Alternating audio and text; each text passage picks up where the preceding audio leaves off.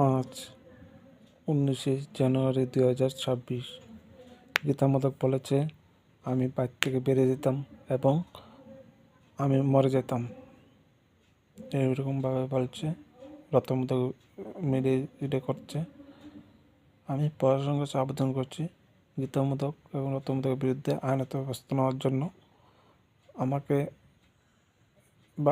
ইয়েভাবে pressure create করছে যেন আমাকে মরে যেতাম।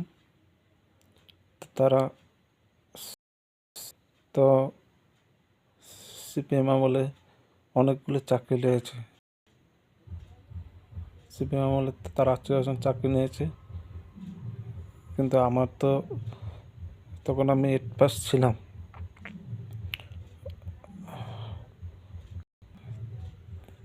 আমি 2009 আমি 9 থেকে 10-এ উঠেছি, কিন্তু আমাকে কিন্তু চাকরি দেওয়া হয়নি। তারা নিজেরা নিয়েছে, তারা আত্মীয়জন নিয়েছে, কিন্তু আমাকে চাকরি দেয়নি। তার জন্য আমি প্রশাসনের আবেদন করছি। তারা কখনোই বলছে যে যে চাকরি দেওয়ানোর ক্ষমতা আছে তাদের, কিন্তু দেবে না। রতমোদক সে কথা বলেছে।